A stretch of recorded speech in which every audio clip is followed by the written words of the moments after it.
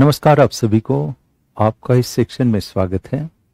Students, आज की session में हम उस प्रक्रिया को फॉलो करेंगे, उस प्रक्रिया का विश्लेषण करेंगे जिसमें आप और हम किस प्रकार मिलकर एक बेहतर रिजल्ट बना सकते हैं। हमने हेडिंग रखा है the proper way of learning with मी।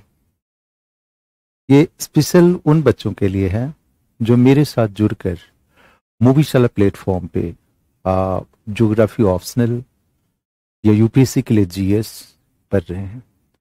उन लोगों के लिए ये सेशन है और इस पूरी सेशन में हम ये डिस्कस करेंगे कि हमारे पढ़ने का प्रोसेस क्या होना चाहिए, किस प्रकार हम सभी स्टेप्स को फॉलो करें उस पर्टिकुलर प्लेटफॉर्म पर कि लास्ट तक आने वाले 90 डेज में हमारा एक परफेक्ट प्रिपरेशन हो जाए। So we have the way of learning with me and how can you use the platform, Movieshala platform for your stages of preparation।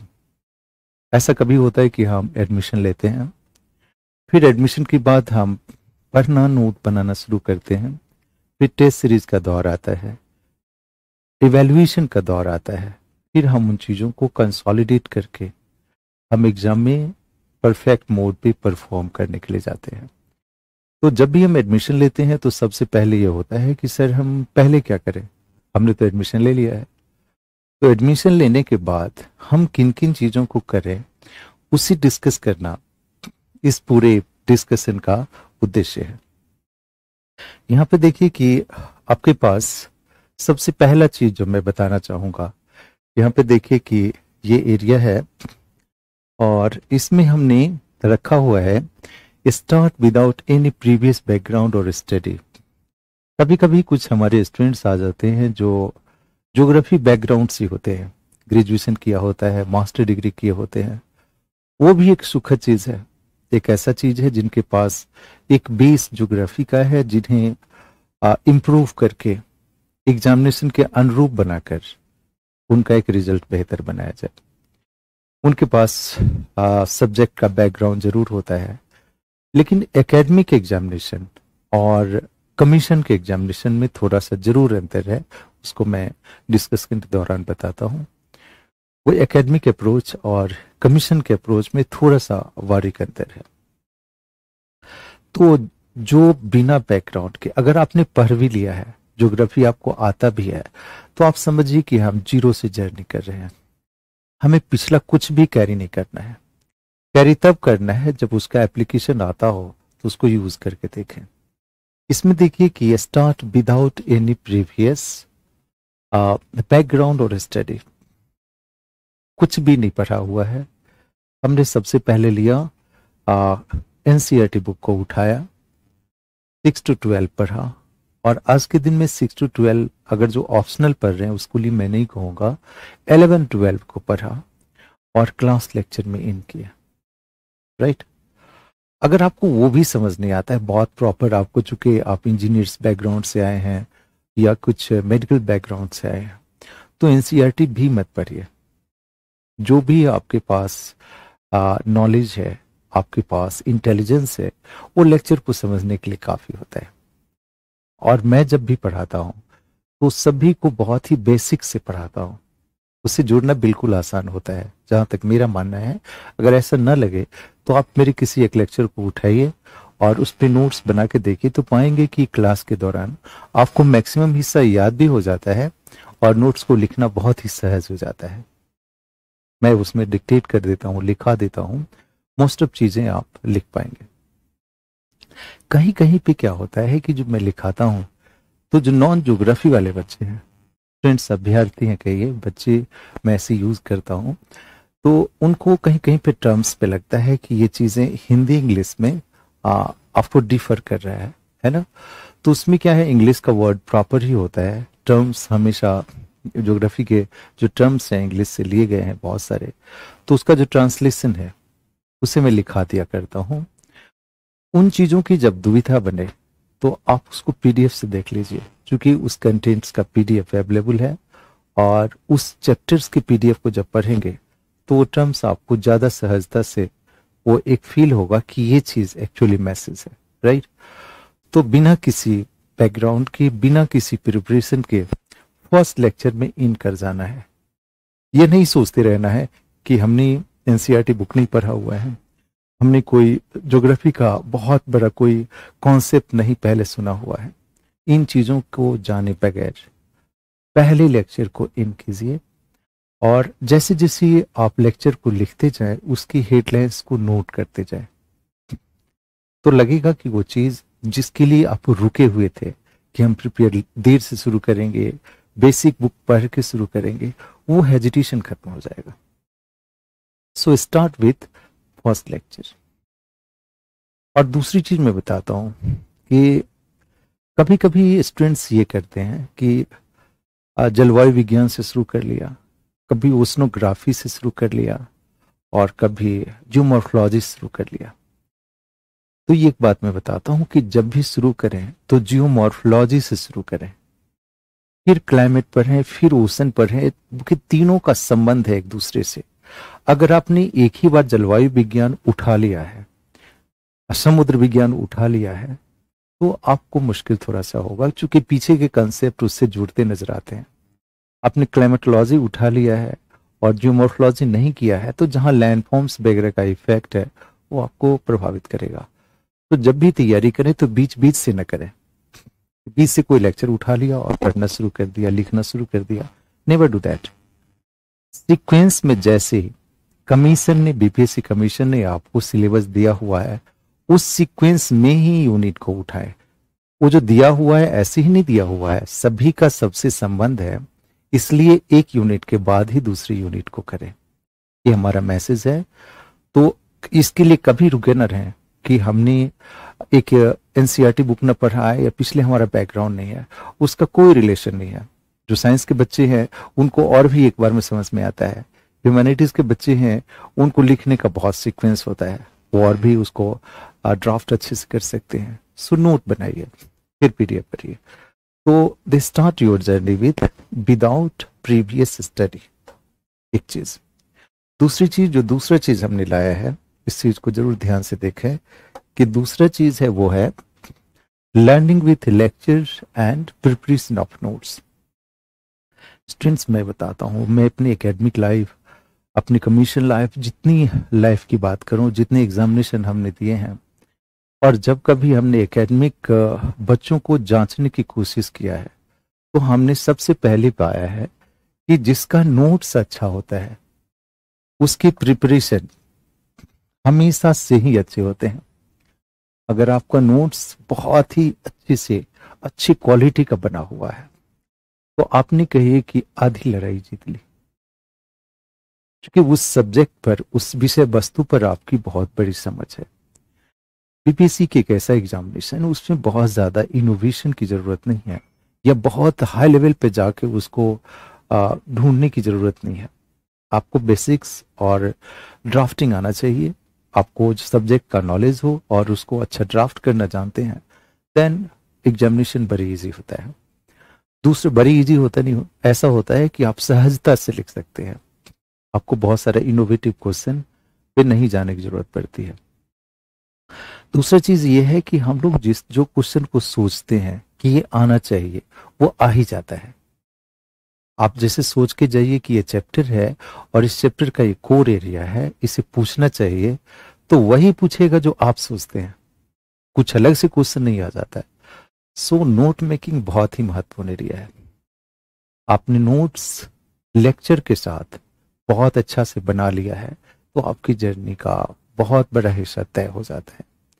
यहाँ पे देखिए, learning with lecture and preparation of notes हमने दिया हुआ है कि नोट्स ऐसे नहीं बनाने हैं कि हमने कोई टेक्स्ट बुक उठाया और उससे सर्टेन पॉइंट अंडरलाइन किया और आपने नोट्स बना लिया। वो नोट्स आपको याद नहीं होता है। आप समझिएगा कि जैसे वो नोट्स टेक्स्ट बुक का है तो उसकी वर्डिंग आपको याद नहीं आते हैं। एग्जामिनेशन में जब लिखने भी जाइएगा तो वो हमें पक्का पक्का सेंटेंस याद होता नहीं है, राइट। तो हमने जो लिखाया हुआ है क्लास में वो बहुत ही इजी गोइंग वर्ड्स है, टर्म सारे बुक्स के ही हैं, मैंने कोई अपने ढंग से उसको नए टर्म्स नहीं बनाए हैं, वो टेक्स्ट बुक के ही टर्म्स है जिसकी व्याख्या मैंने किया हुआ है। आसान सा शब्द है और उसको समझना इसलिए भी आसान होता है कि हमने उसको डायग्राम्स और मैप्स से इजी वर्ड्स में लिखाया हुआ है, तो आपको याद होगा। और इसलिए शायद टीचर की ज़्यादा ज़रूरत पड़ती है किसी बच्चे को, किसी भी अभ्यर्थी को, कि किसी भी टेक्स्ट फॉर्मेट को एक बेहतर इजी वर्ड्स में, एक बेहतर समझने वाले भाषा में ड्राफ्ट करके आपको पहुंचा दिया और आप उसको समझ के एक बेहतर नोट्स बना लिए, तो आपकी ये जर्नी अच्छी हो जाती है। तो आप ये समझ लीजिएगा कि लेक्चर को उठाया, उसको सुना, और आजकल देखिए हम मीडिया से पढ़ते हैं, हमारे पास ऑनलाइन लर्निंग या रिकॉर्डेड लेक्चर होता है, तो आप जहाँ स्टडी रूम है वहाँ पे मोबाइल पे ज़्यादा डिपेंडेंट ना रहें, आपकी आंखें भी खराब होती है। तो थोड़ा सा टैब या बड़ा सा कोई स्क्रीन ले लिया, उसके सामने बैठा और फिर लिखना सहजता से शुरू किया। कभी कभी क्या होता है कि छोटे स्क्रीन में हम उलझते होते हैं और बड़ा सा टाइम हम उसका गुजार देते हैं। तो आप एक प्रॉपर विजिबल स्क्रीन जो आपका टैब का हो सकता है उस पर लगाइए और फिर उसको सहजता से नोट्स बनाइए। नोट्स को अंडरलाइन कीजिए, एरियाज को डिसाइड कीजिए। नोट्स जब बनाए तो हमने हमेशा कहा है कि नोट का जो एक पेज होता है, सपोज A4 साइज का पेपर है, तो इधर का एरिया आप छोड़ दिया कीजिए, सम 2 इंच 2.5 इंच ऐसा। इधर का एरिया आप डायग्राम बनाएं और इधर का एरिया में मेन नोट्स लिखें, मेन नोट्स यहां पे लिखें, ठीक है। तो वो नोट सीक्वेंस में आपका बहुत बेहतर भी तैयार होगा और एग्जामिनेशन में हम जैसे चीज को याद रखते हैं उसी चीज को प्रोड्यूस करते हैं। यहाँ मेरा एक स्टूडेंट था, मैं अभी भी उसे याद करता हूँ कि एक बार मैं कभी इलाहाबाद में पढ़ा रहा था और वहां पे देखा कि एक स्टूडेंट था जो मेरे डिस्कशन को, जब मैं डिस्कस करता होगा था टॉपिक को, तो मेरी मुख्य बातों को यहाँ लिख लेता था और जब मैं उसको डिक्टेट करता था, उन बातों को लिखाता था, तो वो मेन बॉडी में लिखता था। तो मैंने बहुत ही देर तक उन चीज़ों को देखा और मुझे लगा कि ये एक्चुअली बेहतर प्रोसेस है। तो ऐसे जितने बच्चों को देखा है, जितने अभ्यर्थी को देखा है, इसमें में क्या है, मैं जिन चीज़ों को डिस्कस करता हूँ वो ज्योग्राफिकल चीज़ें होती है, वहाँ पे बहुत ज़्यादा जरूरी ना भी हो तो कहीं पूछी जाती है ना, वो पूछे जा सकते हैं, तो वो चीज़ आपको और भी इनरिच करता है। तो डिस्कशन के दौरान कुछ वर्ड अगर कहे गए हैं तो इसको साइड में लिख लिया, या फिर आपको भी कहीं से एक इंफॉर्मेशन मिला उस टॉपिक पे, उसको ऐड कर दिया। तो ऐसे में क्या हुआ कि लेक्चर तैयार हो गया, आपके नोट्स तैयार हो गए। तो हमारा दूसरा स्टेप्स पूरा हो गया कि तैयारी बहुत पढ़ के नहीं करनी है, शुरू हो जाना है जहां से मैंने लेक्चर शुरू किया, राइट। पढ़ने का बात बताऊंगा, आपको पढ़ना होगा तो पढ़ेंगे आगे, लेकिन इस प्रोसेस को हम फॉलो करेंगे जिससे कि कम समय में एक बेहतर रिजल्ट बनाया जा सके। अब यहां पे देखिए, तीसरा स्टेप्स है कि हमारे लेक्चर को आपने बहुत अच्छा से समझ लिया, आपको मेरा लेक्चर पूरा का पूरा याद हो गया। जितने हमने ड्राफ्ट किए, जितने सारे स्ट्रक्चर बनाए, जितने सारे डायग्राम्स बनाए, वो आपको बिल्कुल टिप्स पे याद हो गए। यानी कि हमारी नॉलेज की, जो मेरी नॉलेज जितने भी लेक्चर के दौरान दिया गया, आपको 100% आपके बिहेवियर में आ गया। अब आपको जरूरी है कि अपने को लॉन्च करें सेकेंड स्टेज पे, जहां पे आप उस विषय वस्तु पे विशिष्टता हासिल करें, स्पेशलाइजेशन हासिल करें। इसके लिए जरूरी है कि कोई भी एक special book, selected book, quality book उस विषय वस्तु पे हो, उसको पढ़ें।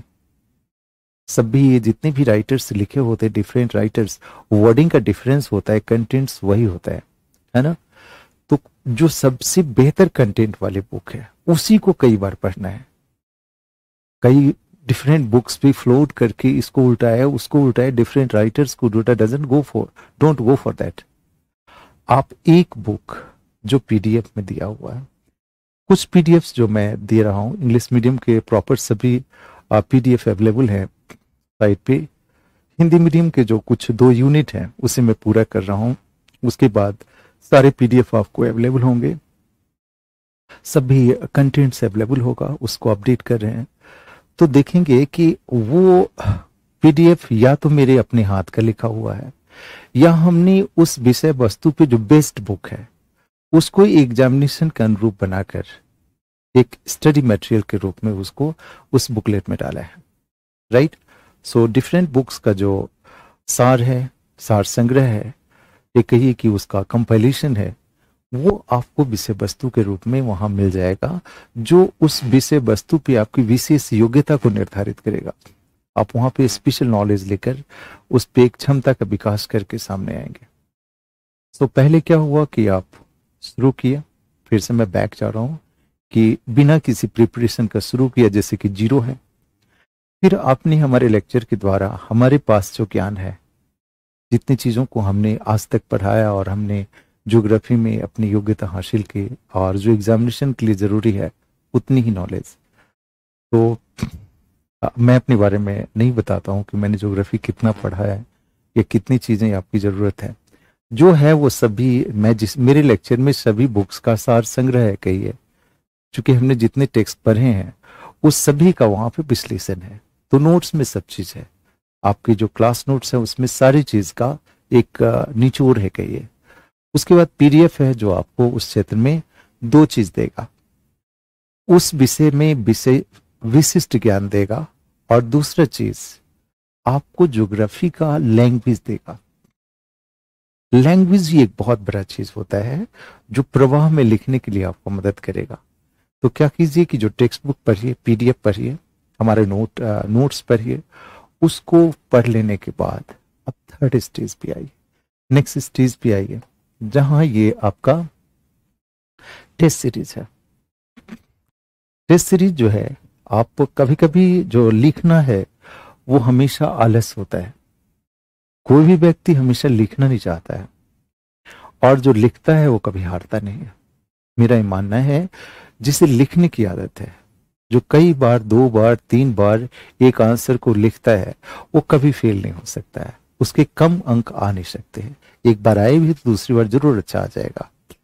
तो राइट योर आंसर फ्रीक्वेंटली, जितनी बार लिख सकी। आप देखिएगा कि आपको महारत से हासिल हो जाएगा उस कंटेंट पे, अगर आपने उस कंटेंट्स को कई बार लिखा है। राइटिंग सबसे बड़ी चीज है। आपने जितना कुछ हमसे लेक्चर में पढ़ लिया, जितना कुछ उस पीडीएफ में पढ़ लिया, उसको प्रीवियस ईयर के पेपर के द्वारा, मॉडल पेपर के द्वारा, जितना भी पिछले वर्ष का जो भी क्वेश्चन उस टॉपिक पे आया हो, चाहे आपके नए पैटर्न में आता हो ना आता हो, डजंट मैटर, उठाइए और उसका आंसर लिख जाइए। एक ये जरिया है। दूसरा जरिया ये है कि हमारे जो मूवीशाला साइट है, वहां पे टेस्ट सीरीज का एरिया है, वहां पे हम आमतौर पे क्वेश्चंस अपलोड कर दिया करते हैं। जो टेस्ट सीरीज में इनरोल बच्चे हैं उनके लिए सीक्वेंस में क्वेश्चन आता है। कभी कभी बच्चे इनरोल हो भी जाते हैं, लिखते नहीं है, वो मुझे लगता है। जब भी आप इनरोल होइए तो आप ये रखिए कि आपको जितना कुछ आता है, जब आपको लेक्चर का डिटेल लिखा ही हुआ है, पीडीएफ जानते ही हैं, तो फिर लिखने में क्या परेशानी है। तो जो कुछ भी आता है उसको लिखिए और पोस्ट कीजिए, उस पे अपलोड कर दीजिए। इस साइट पे एक और भी बड़ी अच्छी बात है कि वहां पे आपको वॉइस मैसेज मिल जाता है। जैसे हम कॉपी चेक करते हैं तो कॉपी डिजिटली उस पे लिखा होता थी है, आपको इंस्ट्रक्शन के रूप में वर्ड्सली मेरे साउंड में, मैं खुद चेक करता हूँ, मेरे साउंड में आपको उस आंसर का इंस्ट्रक्शन आ जाएगा कि आप में क्या अच्छाई है, क्या चीज अच्छा किया है और क्या चीज और अच्छा कर ले, तो पूरे के पूरे मार्क्स और जो जितने सिलेक्शन के मार्क्स हैं वो आपको आ जाएंगे। So write test series without hesitation, बिना किसी हिचकिचाहट के लिखिए। सब भी उतने ही लिखते हैं और सब में उतनी ही क्षमता होती है। जो रेगुलर लिखता है वो विशिष्ट हो जाता है। देखिए, विशिष्टता की एक बड़ी पहचान है कि हम जो काम को रेगुलर करते हैं उसके हम सबसे बड़े विशेषज्ञ बन जाते हैं। तो आंसर का विशेषज्ञ बनना है तो आप उसको लिखिए, रेगुलर लिखिए। एक दिन में ऐसा होगा कि आपके आंसर उस पूरे कमीशन में आपका बेस्ट आंसर हो जाएगा एग्जामिनेशन में। ऐसा प्रयास करना है। जो नेक्स्ट चीज है, जो आंसर लिखने के बाद आप देखिएगा, follow the instruction given during test series. Test series के दौरान एक टीचर, एक आपका मेंटर जो कुछ भी इंस्ट्रक्शन देता है, दो कुछ भी, और anything instruction given by your mentors, उस इंस्ट्रक्शन को फॉलो करें। कुछ भी इंस्ट्रक्शन हो, कुछ भी आपको दिया गया हो, आपको लगता भी हो कि क्या रिलेवेंट है, क्या करना चाहिए, नहीं करना चाहिए, या आपका मन कुछ और भी लिखने को करता है, तो आप नेक्स्ट टाइम में लिख के उसको पोस्ट कर दीजिए कि सर हम ऐसा करें तो क्या अच्छा होगा। कभी कभी मैं बताता हूँ कि हमारे बच्चों के द्वारा किया गया एक्स्ट्रा काम, या फिर उन बच्चों ने जो अभ्यर्थी ने जो विशेष लिखा है या इनोवेट होके कुछ लिख दिया है, वो हमारे लिए भी एक बेहतर हो जाता है। अजी वो लगता है कि ये बहुत इनोवेटिव वे में लिख रहे हैं, राइट। सो एक्स्ट्रा इनोवेटिव ना होकर दायरे में आकर अगर इनोवेटिव आंसर लिखें और मेरे पास उस तरह का आंसर आए तो मुझे ज़्यादा बेहतर लगता है। लेकिन चूंकि मैं इस एरिया में बहुत दिनों से काम करते रहा हूँ और हमारे अंदर बहुत सारे अभ्यर्थियों ने सफलता पाई है, तो मैं चाहूँगा कि मैं जो इंस्ट्रक्शन दूँ उसको अपने आंसर में लाएं और डायग्राम्स, मैप्स, डेटाज, उस सभी को सहजता से अंडरलाइन करके कीवर्ड्स को लिखें, तो आपको लगेगा कि हमने जो सर ने बताया या जितने स्टेप्स, वो बहुत ही वैल्यूबल स्टेप्स थे।